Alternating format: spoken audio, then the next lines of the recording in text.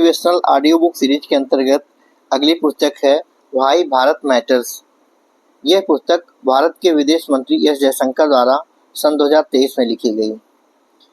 पुस्तक में भारत की सभ्यतागत, सांस्कृतिक, आर्थिक और भू राजनीतिक महत्व को रेखांकित किया गया है, जो भारत को वैश्विक मंच पर एक उभरती शक्ति के रूप में प्रदर्शित करता है। पुस्तक का परिचय भारत को एक सभ्यता और राष्ट्र राज्य के रूप में परिभाषित करने से शुरू होता है। यह जयशंकर, जो एक कुशल राजनयिक और विदेश नीति के विशेषज्ञ हैं, लिखते हैं कि भारत शब्द केवल एक भौगोलिक इकाई नहीं, बल्कि एक सांस्कृतिक, आध्यात्मिक और बौद्धिक परंपरा है, जो हजारों वर्षों से विश्व को प्रेरित करती रही है। वे तर्क देते हैं कि भारत का महत्व आज के संदर्भ में इसलिए बढ़ गया है क्योंकि विश्व कई संकटों जैसे जलवायु परिवर्तन, भू राजनीतिक तनाव और सामाजिक आर्थिक असमानता से जूझ रहा है। भारत की प्राचीन बुद्धिमत्ता और आधुनिक प्रगति इसे इन समस्याओं का समाधान प्रदान करने में सक्षम बनाती है। जयशंकर वसुधैव कुटुंबकम, विश्व एक परिवार है, की प्राचीन अवधारणा को पुस्तक पर आधार बनाते हैं। वे कहते हैं कि यह दर्शन भारत के विभाजित विश्व में अत्यंत प्रासंगिक है, जहां पश्चिमी मॉडल, जो व्यक्तिवाद और उपभोक्तावाद पर आधारित है, ने पर्यावरणीय विनाश और मानसिक स्वास्थ्य संकट को जन्म दिया है। भारत की सभ्यता, जो सह अस्तित्व, पर्यावरण के प्रति सम्मान और सामुदायिकता पर आधारित है, वैश्विक समस्याओं के लिए एक वैकल्पिक दृष्टिकोण प्रदान करती है। उदाहरण के रूप में वे योग, ध्यान और आयुर्वेद का उल्लेख करते हैं, जो आज विश्व भर में मानसिक और शारीरिक स्वास्थ्य के लिए अपनाए जा रहे हैं। अंतर्राष्ट्रीय योग दिवस इसका जीवंत उदाहरण है। पुस्तक में भारत की ऐतिहासिक भूमिका पर प्रकाश डाला गया है। जयशंकर बताते हैं कि प्राचीन काल में भारत ज्ञान का केंद्र था। गणित में शून्य की खोज, खगोल शास्त्र में आर्यभट्ट और वराहमिहिर के योगदान और उपनिषदों जैसे दार्शनिक ग्रंथों ने विश्व को प्रभावित किया। पश्चिमी विचारकों जैसे शोपेनहावर और एमर्सन ने भारतीय दर्शन से प्रेरणा ली, लेकिन औपनिवेशिक काल ने भारत की इस विरासत को कमजोर किया। ब्रिटिश शासकों ने भारत को केवल एक कॉलोनी के रूप में देखा, जिसके परिणाम स्वरूप भारतीयों में हीनता की भावना पैदा हुई। जयशंकर तर्क देते हैं कि स्वतंत्रता के बाद भारत ने अपनी सांस्कृतिक और बौद्धिक पहचान को पुनर्जन्म दिया और आज वैश्विक मंच पर आत्मविश्वास के साथ खड़ा है।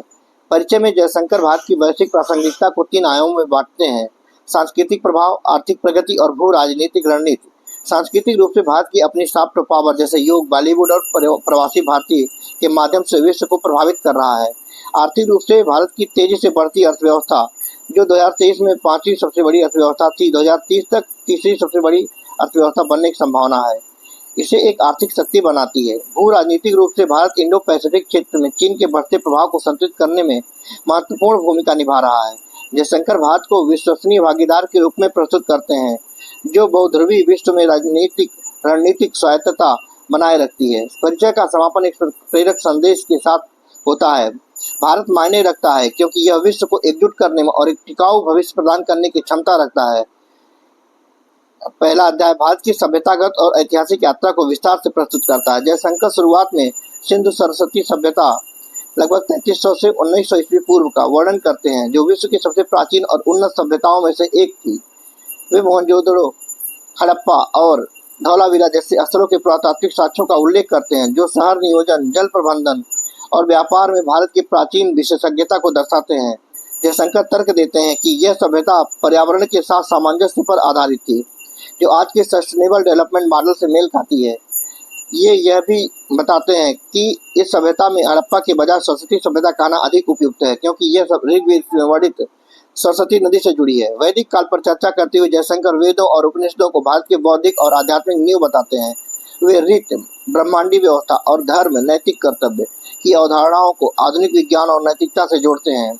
उदाहरण स्वरूप वे आर्यभट्ट की खगोलीय गणनाएं, शून्य की खोज और चरक संहिता आयुर्वेद का उल्लेख करते हैं, जो भारत के वैज्ञानिक और चिकित्सकीय योगदान को दर्शाते हैं। बौद्ध और जैन धर्म के उदय को वे भारत की वैचारिक विविधता और सहिष्णुता का प्रतीक मानते हैं। वे बुद्ध और महावीर के दर्शन को हिंदू परंपरा के पूरक के रूप में देखते हैं, न कि मत विरोधी।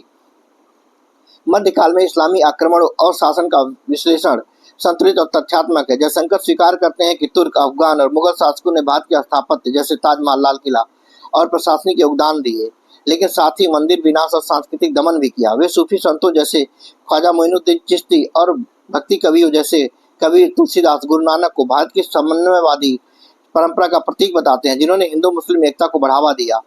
औपनिवेशिक काल पर जयशंकर कठोर दृष्टिकोण अपनाते हैं। वे ब्रिटिश शासन को भारत की आर्थिक और सांस्कृतिक लूट का दौर बताते हैं। वे कहते हैं कि कैसे 1757 के प्लासी युद्ध से 1947 तक ब्रिटिश साम्राज्य ने भारत की संपदा का दोहन किया। कोहिनूर हीरे की लूट, बंगाल में अकाल 1770 से 1943 तक और रेलवे के निर्माण जो ब्रिटिश हितों के लिए था, इसका प्रमाण है।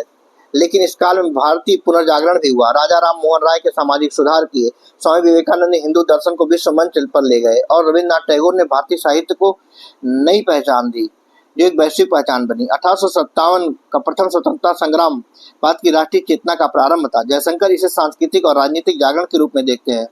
स्वतंत्रता आंदोलन में गांधी जी के सत्याग्रह, सुभाष चंद्र बोस की आजाद हिंद फौज और सरदार पटेल के रियासतों के एकीकरण को वे भारत की एकता और दृढ़ता का प्रतीक मानते हैं।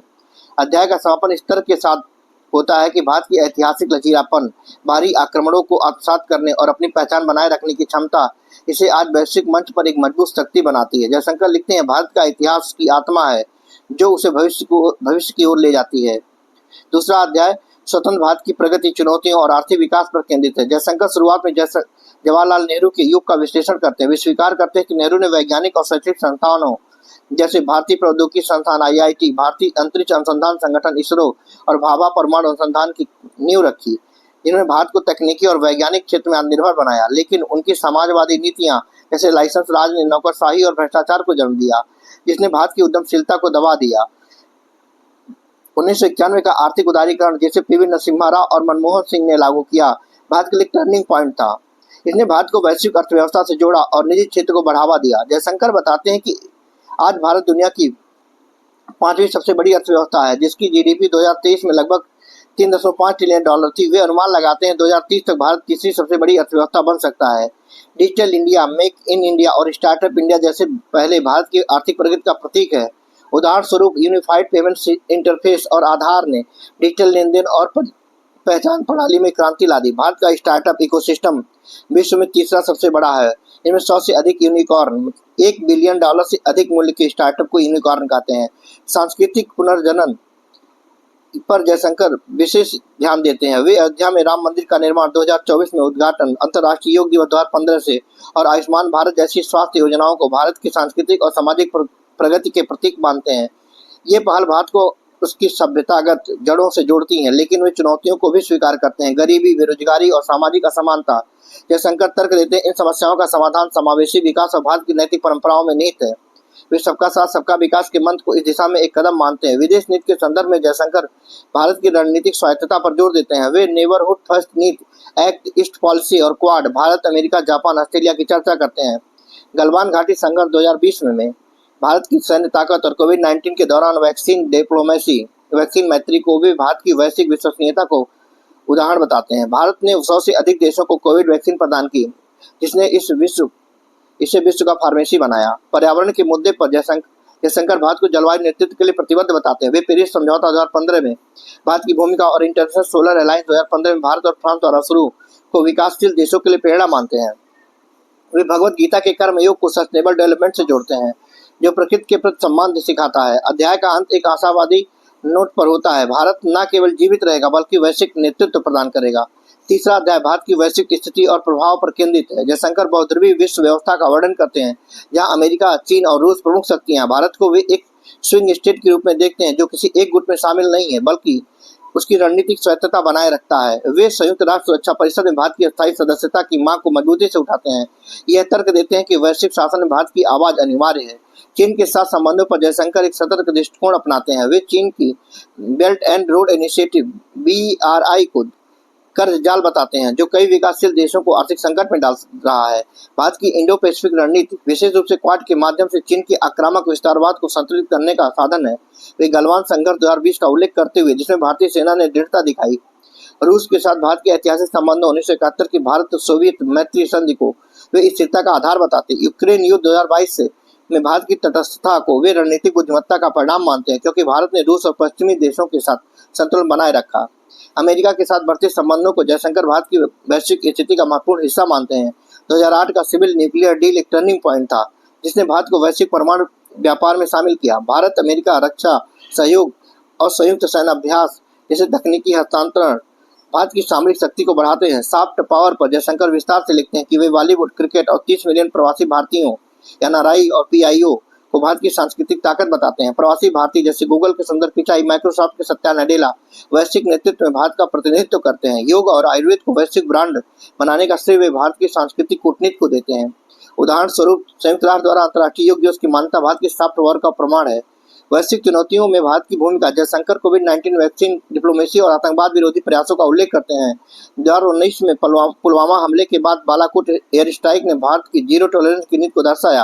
वे भारत और अफ्रीका, लैटिन अमेरिका में विकास साझेदार के रूप में प्रस्तुत करते हैं, जहां भारत शिक्षा, स्वास्थ्य और बुनियादी ढांचा परियोजनाओं को योगदान दे रहा है। उदाहरण स्वरूप भारत अफ्रीका फोरम शिखर सम्मेलन और दक्षिण सहयोग भारत की प्रतिबद्धता को दर्शाते हैं। अध्याय के समापन में भारत को विश्व शांति का दूत बताते हुए लिखते हैं कि भारत मायने रखता है क्योंकि वे विश्व को एकजुट करने और शांति को बढ़ावा देने में क्षमता रखता है। चौथा अध्याय भारत की आध्यात्मिक और दार्शनिक विरासत पर केंद्रित है। जयशंकर वेदांत, योग और ध्यान को भारत की सबसे बड़ी देन बताते हैं। वे स्वामी विवेकानंद के 1893 के शिकागो भाषण को भारत की वैश्विक आध्यात्मिक उपस्थिति का प्रारंभ मानते हैं। भगवत गीता का निष्काम कर्म सिद्धांत आधुनिक नेतृत्व, नैतिकता और कार्य संस्कृति के लिए प्रासंगिक है। वे गीता के संदेश को कॉर्पोरेट और सामाजिक नेतृत्व से जोड़ते हैं, जो निस्वार्थ कर्म और कर्तव्य पर जोर देता है। जयशंकर पश्चिमी भौतिकवाद की आलोचना करते हैं, जो मानसिक स्वास्थ्य संकट, पर्यावरण विनाश और सामाजिक विखंडन का कारण बन रहा है। भारत का समाधान धर्म में निहित है, जो संकीर्ण मात्र धार्मिकता नहीं बल्कि नैतिकता और सामुदायिकता का प्रतीक है। वे भारत के बहुलवादी दृष्टिकोण को इसकी सबसे बड़ी ताकत बताते हैं, जहां हिंदू, मुस्लिम, सिख, ईसाई और अन्य समुदाय अस्तित्व में रहते हैं। उदाहरण स्वरूप वे तिरुपति मंदिर और अजमेर शरीफ दरगाह को भारत की सांस्कृतिक एकता के प्रतीक के रूप में प्रस्तुत करते हैं। भविष्य की दृष्टि में जयशंकर विकसित भारत 2047 का लक्ष्य प्रस्तुत करते हैं। वे शिक्षा सुधार जैसे नई शिक्षा नीति 2020, महिला सशक्तिकरण और डिजिटल नवाचार पर जोर देते हैं। भारत का डिजिटल इंफ्रास्ट्रक्चर जैसे 5G नेटवर्क और डिजिटल पेमेंट इसे वैश्विक तकनीकी नेतृत्व की ओर ले जा रहा है।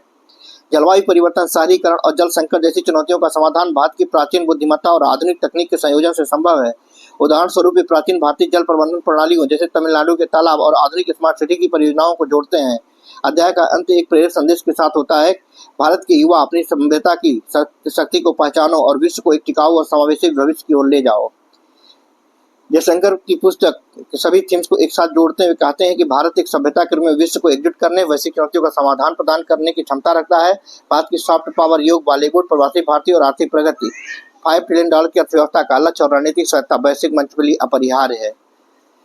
जय हिंद।